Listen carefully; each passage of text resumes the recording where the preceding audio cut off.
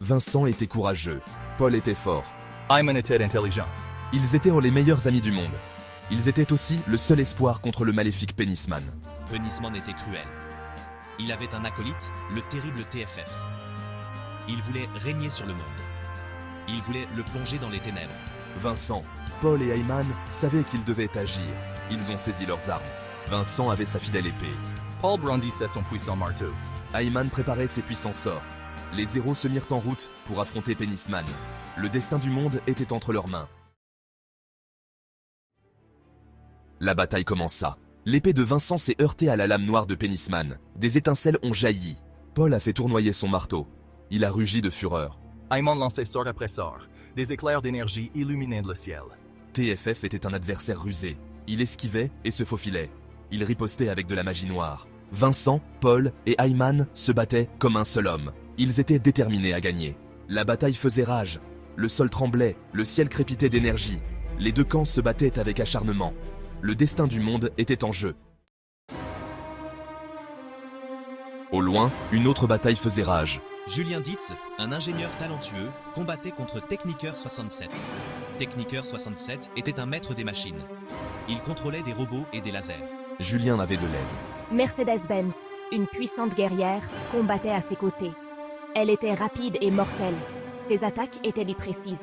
Julien utilisait ses gadgets. Il construisait des pièges et des diversions. Mercedes-Benz se battait avec une énergie féroce. Ensemble, ils ont repoussé Techniker 67. Section 4, le hacker et le laser.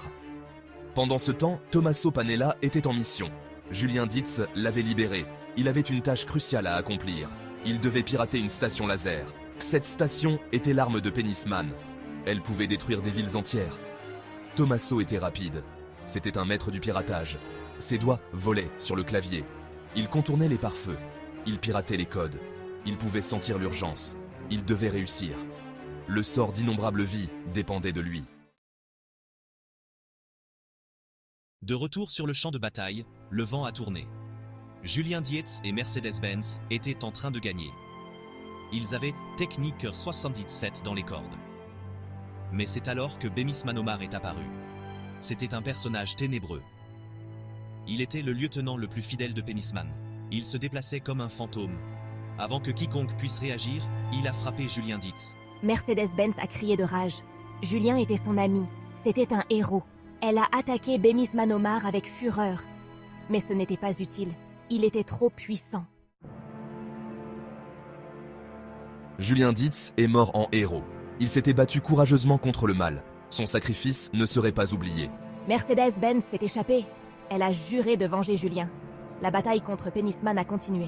Vincent, Paul et Ayman ont continué à se battre. Ils étaient inspirés par le courage de Julien. Ils n'abandonneraient pas. Ils allaient vaincre Pénisman et ses sbires. Le monde retenait son souffle. Les forces du bien et du mal s'affrontaient. L'issue était incertaine. Mais une chose était claire, la lutte pour la liberté ne faisait que commencer.